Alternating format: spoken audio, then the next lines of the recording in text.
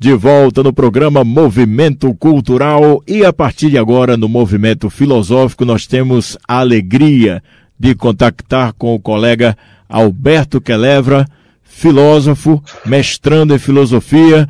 Meu querido Alberto, boa noite, tudo tranquilo? Boa noite, Marcelo, uma satisfação estar novamente no seu programa, né, retornando aí depois de tantos anos, sempre uma satisfação falar com você para fazer esse bate-bola filosófico. A alegria, gratidão. Maravilha, a alegria é muito grande, o espaço está aberto. Rapaz, o Alberto é o cara que não para, vez em quando ele dorme, vez em quando. Que andas fazendo, Alberto? Primeiro, concluindo aí o mestrado no início de 2025, né? Exatamente, estou concluindo aqui o meu mestrado. Na verdade, estou um pouco atrasado por conta de algumas atribulações pessoais, né? Mas eu estou concluindo o mestrado agora no início de 2025, né? Que está no prazo ainda. Eu digo atrasado porque eu visava concluí-lo antes, né? Para dar andamento a outros projetos autônomos também que nós temos.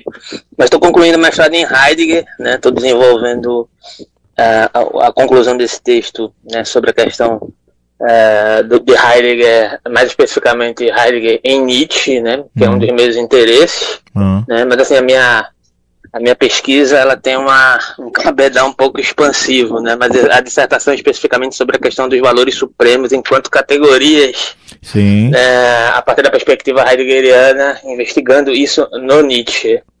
E aí eu estou concluindo no início de 2025. Poxa, muito bom. O que é que tem te chamado mais atenção nessa pesquisa heideggeriana, Alberto? Eu digo que tem um fio condutor, né? O meu fio condutor é algo que eu chamo de colocar à prova certas interseccionalidades da filosofia tradicional em detrimento daquilo que se torna, talvez, a maneira de manusear a filosofia a partir de uma espécie de metodologia única, enquanto plataforma. Assim, eu vou tentar simplificar um pouco isso, né, porque fica um pouco complexo, né.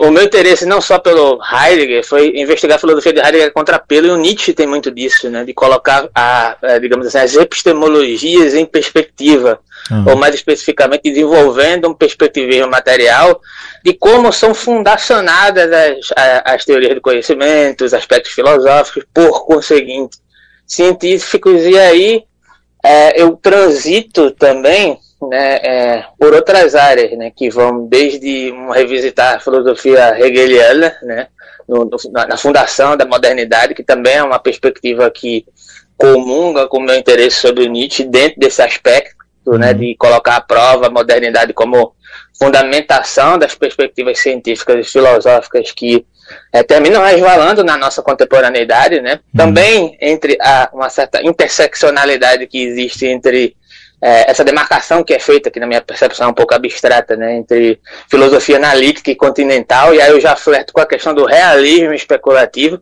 que também é derivado desse interesse de revisitar Hegel, e aí eu vou fazendo essas misturas, mas não são misturas aleatórias, né, ela tem um objetivo que é justamente esse usufruto do contrapelo da produção de conhecimento, né, a partir de um perdurar de conjunturas majoritárias da modernidade, especificamente. Alberto, filosofia para psicólogos, acho que é um projeto seu que já faz um tempo, ainda está em evidência, né? Queria que você falasse um pouco sobre ele. Fala um pouco sobre ele, Alberto. Surge um pouco também dessa inquietação, né? O nosso colega Ítalo, que a gente se conheceu também lá no grupo de estudos Nietzsche, o nosso grande professor lá, o João Evangelista, grande abraço aí, João. Um abraço, João. Sou devedor de bastante coisa, assim, de aprendizado, de perspectivas teóricas. Inclusive, o primeiro aprofundamento, assim, mais sistemático da metafísica de Aristóteles eu devo a João, inclusive, que é o que eu carrego pro resto da minha vida e passo para quem eu puder passar. Que legal, cara. Mas o Filosofia para Psicólogos surge de um incômodo que não era necessariamente meu, mas era do Ítalo, que é colega nosso também, né? Que vai perdurando esses processos autônomos que a gente vai fazendo aí na rede, no nosso coletivo, que é o Gapfil, que é uma rede, uma comunidade, né, para pessoas que têm trabalho acadêmico ou que fazem suas pesquisas autônomas, compartilhar esse tipo de conhecimento e habitar, perdurar naquele ambiente, né, fazendo estudos, fazendo pesquisa, compartilhando processos.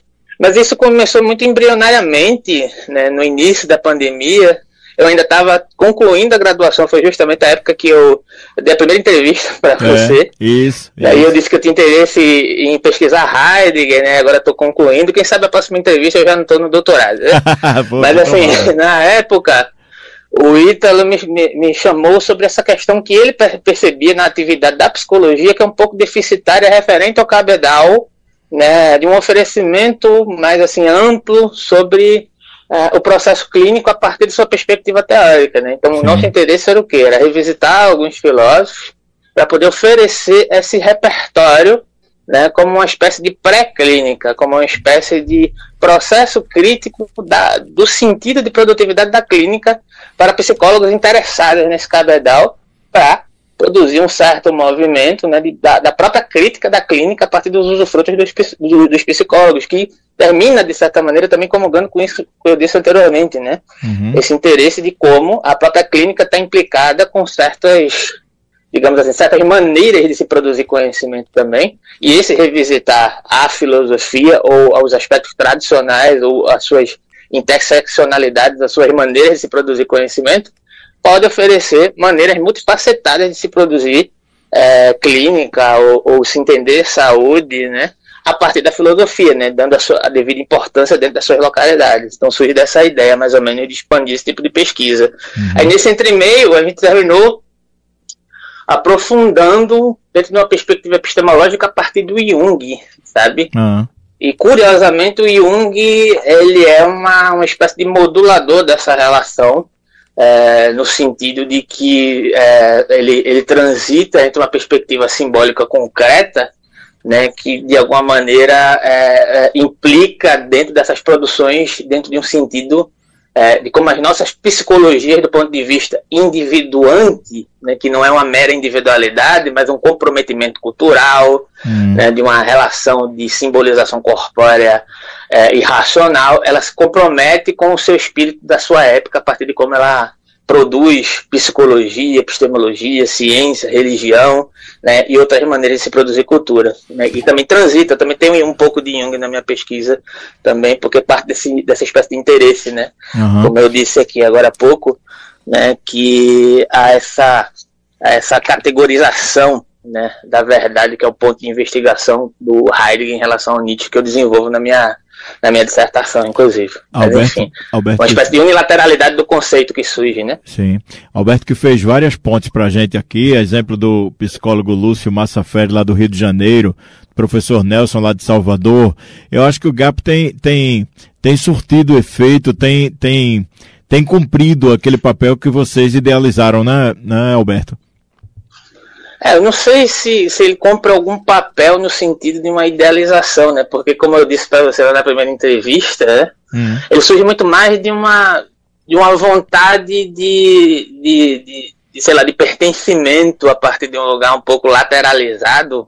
Não que seja uma questão de colocar em oposição ao saber acadêmico, porque ele que me proporcionou, de certa forma, poder instrumentalizar esse tipo de processo mais autônomo. E quando eu falo de autonomia, eu não estou querendo demarcar o que é autonomia, porque cada um vive os seus processos. É muito interessante você poder trazer a partir desses processos virtuais que foram demarcados desde a época da pandemia, porque foi um ponto de virada, acho que não só para mim, mas para algumas pessoas nesse tipo de trabalho, poder impulsionar, né, uma certa criatividade represada, se utilizando desses saberes técnicos que eu tive a oportunidade de intermediar a partir da academia, e também experimentar outros processos. E, querendo ou não, de uma forma ou de outra, a gente terminou atingindo uma certa permeabilidade, meio que por fora da academia, mas transitando por ela. A gente teve algumas experiências com professores da UNB, como, por exemplo, o nosso colega que agora vai apresentar um trabalho na Ampof, que inclusive está acontecendo agora, né? Eu estive lá agora há pouco, eu vou apresentar um trabalho lá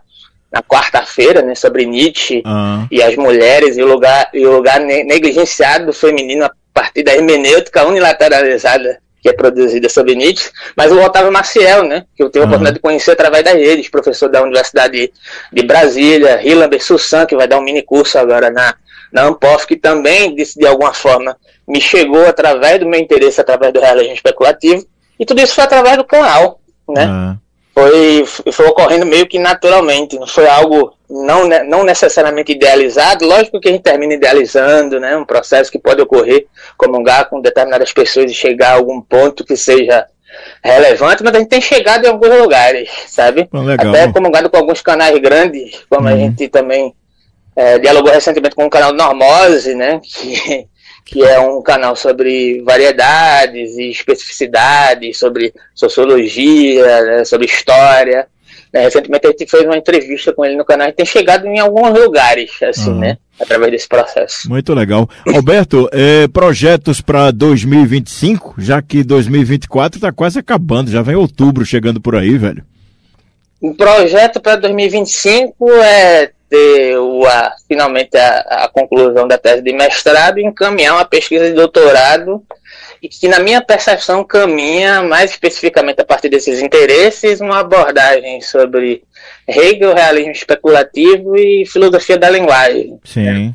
Transitando por aí, e possivelmente, talvez ano que vem, eu comece um curso de psicologia justamente movido por todos esses interesses. E aí... Então, meu projeto para 2025 é esse, além de continuar tentando dar conta dos nossos processos autônomos, que para mim é muito importante. É o que por vezes me faz continuar sentindo vontade de existir só para fazer esses processos da maneira que eles ocorrem. E aí esse viés, sim. Alberto, esse viés psicológico é justamente para entrar no campo profissional, é esse o sentido, não? Também, porque na verdade também me é um incômodo no sentido de contribuir um pouco para essa área que, a meu ver, carece de certas situações do ponto de vista de uma modulação, de uma abrangência maior de abordagens, que implica diretamente no nosso social, né? Porque a maneira como a gente produz saúde, a maneira como a gente cuida das mentes da nossa população, influencia diretamente na política, né, na maneira como nós nos tratamos uns aos outros, nos valores que implicam dentro das relações econômicas, que terminam causando uma série de conflitos e de exclusão. Então, a maneira que a gente produz psicologia, eu acho que é fundamental. Isso também tem uma vontade pessoal de contribuir de alguma forma. Né? Porque também baseia-se, eu esqueci de mencionar isso, num tipo de estudo que eu faço, que é sobre as produções de institucionalidades, que também é inspirada pelo Nietzsche, né? Do que ele apresenta lá na Genealogia da Moral, de como a moral produz certas institucionalidades, certos modos de se perfazer dentro de uma cultura a partir da psicologia, a partir de uma certa moral que se torna unilateralizada numa maneira de produzir psicologia. Mas, enfim, também disso, né? Sempre um papo super legal, meu querido Alberto Quelevra. Tem algo que você queira deixar registrado aqui na nossa conversa, Alberto? Eu queria mandar um grande abraço para os nossos colegas aí, o Igor, o pessoal que nos apoia aí nas redes, o Igor, o Leitor Subversivo, né, que é também o nosso colega que nos apoia nos trabalhos autônomos. Mandar um grande beijo para minha filha Júlia, que em algum momento vai escutar esse áudio, dizer que o pai dela ama muito ela, continua resistindo às dificuldades da vida acadêmica, mas assim, por muito amor ao que eu faço e também amor à vida e amor a ela. Poxa, né? Bom demais. E mandar esse abraço para todo mundo que colaborou de alguma forma, para Ana, né? Pessoas, assim, não vou conseguir mensurar todas as pessoas que me ajudaram. O Ricardo também. Essas pessoas têm me ajudado muito no processo autônomo, sabe? Quando chega a dificuldade do processo financeiro, do processo social, de uma certa exclusão que inevitavelmente ocorre nesse âmbito competitivo da academia, são essas pessoas que me apoiam. Eu queria mandar esse abraço para elas. Super legal. Meu querido Alberto Quelevra, quase mestre, falta um pouquinho de nada em filosofia. Um abraço, meu amigo. Sucesso, Alberto. Grande abraço, Marcelo. Alberto Quelevra com a gente aqui no programa Movimento Cultural, na coluna Movimento Filosófico.